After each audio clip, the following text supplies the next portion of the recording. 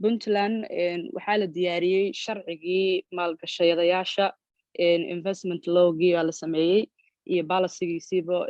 waa la baaskareeyey waa diyaarsan yahay waxaan ognahay dadku hadday rabaan inay maalgashadaan waddan ama ay maaragta deegaan maalgashadaan hadduusan u diyaarsanayn shuruucdii dadka xaqooda iyo maaragta xoolahoodaba u difaaci lahayd inay xoogaa ku adag tahay inuu qofka maalgashadaha uu xoolihiisa ku aamino marka waxaa la diyaariyey sharcigii waa la baaskareeyey wasaaradda maaragtay ganacsiga iyo maalgashiga ay diyaarisay waa diyaarsan yahay oo loogu talagalay inuu maaragta dadka reer maalgashadayaasha reer Puntland runtii uu soo dhaweeyo oo attraction ku sameeyo waxaa la sameeyey sidoo kale Puntland shirkii u horreeyay oo maalgashiga adin muddo 2 sano ka hor ah dad badan ayaa lagu cahsumay oo maalgashadayaal ah oo imaaday oo maaragta deegaamo badan tagay oo runtii aad uga helay dawladdu waxay sidoo kale samaysay canshuur dhaaf ayay u samaysay qof walba oo maalgashada ah oo maaragtay hadduu ajnabi yahay hadduu Soomaali yahayba oo Puntland rabo inuu ka maalgashado in maaragtay loo sameeyo canshuur dhaaf taasna waa u diyaarsan tahay sidaan ognahay Puntland hadda waxay ka mid tahay meelaha ugu amniga badan Soomaaliya oo ayadana maaragtay ah sidii maaragtay runtii maaragtay soo dhaweynaysa maalgashadayaasha marka sharciga waa noo diyaarsan yahay maxaa la yiraahdaa amnaankii iyo maaragtay safetygiina runtii waa fiican tahay canshuur dhaafkii sidoo kale waa jira marka waxyaalo badan oo waxaa jira lagu soo dhaweynayo dadka maalgashadayaasha ah oo maaragtay especially kuwa medium iyo large businesseska raba inay invest gareystaan waa u diyaarsan yihiin waxaan rabaa marka inaan u gudbo opportunitieska ka jira oo maaragtay la invest gareyn karo hadda Corley Puntland sidaa ognahay dadka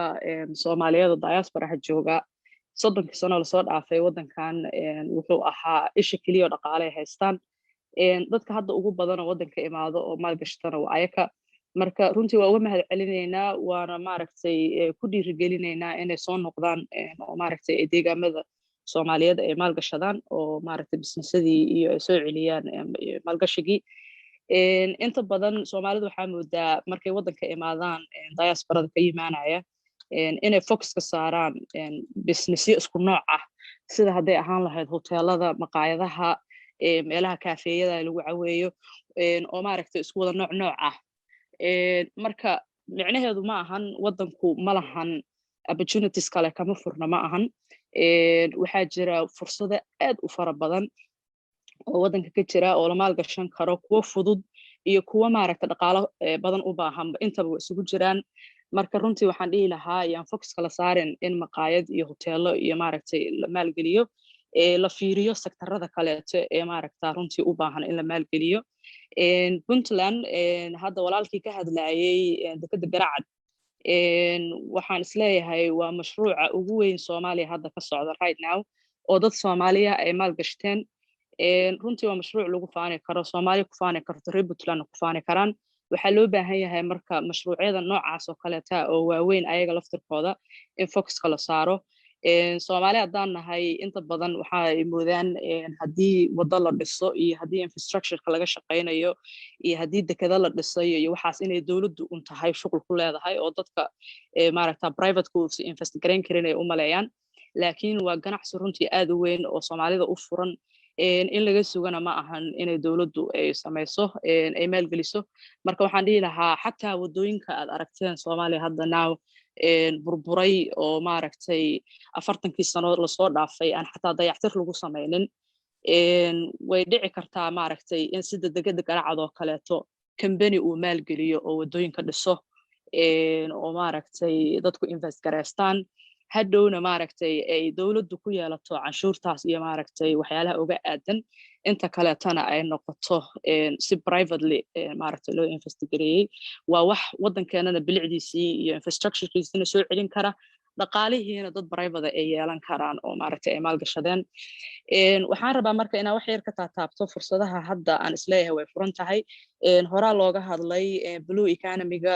maaragtay ganacsiga badda waxaan isleeyahay hadda Puntland ganacsiga opportunity ugu weyn waaye waxay leedahay Puntland 1600 oo kilomitir xeeb ah oo maaragtay magaalooyin aad u fara badan marta marka in blue economy-gaas xoogga la saaro waxaan isleeyahay waa muhiim hadday noqon lahayd fishery industry-ga oo maaragtay dadkii ay kalluumaysiga ka ganacsadaan hadday noqon lahayd kheyraadka kaloo badda ku jira kheyraad aad u fara badan baa ku jira saan ognahay Soomaaliya baddeeda waxaan isleeyahay waa maaragtay ganacsi furan reer Puntlandna u furan inay maal gashadaan runtii waxaan rabaa sidoo kale inaan ka hadlo tourismka ama dalxiiska meelaha loo tago waxaan leenahay magaalooyin runtii aad u bilicdooda u qurxoon tahay oo maaragtay la maalgelin karo hadday noqon lahayd in airportooyin yaryar ah loo sameeyo oo maaragtay dadka u sahlaya transportationka wadada waxaa laga yaabaa inay raf tahay oo in badan dadku aysan u xiisin inay dalxiis u tagaan meelaha quruxda badan oo maaragtay ku yaala wadanka marka waxaan dhihi lahaa haddii airportooyin yaryar loo sameeyo meelahaas oo kale oo u sahlaya dadka safarka waxaa laga yaabaa meelaad u socon lahayd 7 saacadood inaad ku tagto nus saaca ku tagto haddii airport yar uu leeyahay xataa diyaarad hal maalin hadday tagto isbuuci sidoo kale hoteelada meelahaas xeebaha ah laga furo oo maaragtay lagu dego dadku ku degaan xoogaa maaragtay meel standard ah oo la seexan karo cunto fiican laga cuni kara ah meelo badan oo kamid ah hadda anu aan tegay waxyaabaha Puntland kamid ah waxaa laga yaabaa inaadan helin maaragtay hotel fiican oo ku qanciya inaad cunto fiican ka helin marka waxaa isleeyahay dalxiiska in la maalgeliyo Soomaaliya waqtigeedii baa la joogaa meelo badan waxaan leenahay historic ah oo runtii maaragtay ecologist ah oo qurux badan oo maaragtay la sameeyay waqtiyadii civilizationka la sameeyay oo u baahan runtii in la maalgeliyo oo la tago oo maaragtay dadku ay arkaan bilicda wadanka marka waxaan isleeyahay tourismka waa fursad runtii aad u weyn oo u baahan in la maalgeliyo maantay maadaama wadanka hadda uu soo kabsanayo dowladnimadii iyo dhaqaalihii wax walba ay soo noqonayaan intuu wadanku curdanka yahay oo cusub yahay in laga faa'iideysto oo maaragtay maalgashiga noocaasa dadku ay focus ka saaraan runtii aad baan u jeclaan lahaa waxaan rabay sidoo kale inaan ka hadlo arrimaha real estate-ka opportunitieska ka furan hadday noqon lahayd mortgage iyo finance systemkii ama hadday noqon lahayd in guryo maaragtay standard ah oo dadka dibadaha ka imaanaya ama internationalka ah ay kusoo degi karaan oo kiraysan karaan ama ayba gadan karaanba in la dhiso oo la helo kambaniyo guryo casriya dhisaya oo maalgelinaya dadka qaarkood waxaa laga yaabaa inaysan awoodin inay hal maalin guri lacagtiis ay bixiyaan marka waxaan isleeyahay haddii la heli lahaa system finance ah oo guryaha lagu finance gareeyo oo kambaniyo waaweyn oo maaragtay dadka 5 sano u qabta 10 sano u qabta haba maaragtay inta isaga bixin karaan u qabta oo yiraahdo maaragtay finance gareeya mortgage system ahaan ah runtii waxaan isleeyahay aad baa loogu baahan yahay iyadana waxaa kaloo aan isleeyahay aad loogu baahan yahay arrimaha beeraha wadankeenu waxaa runtii beeraha inta badan nooradkan Soomaaliya bay maaragtay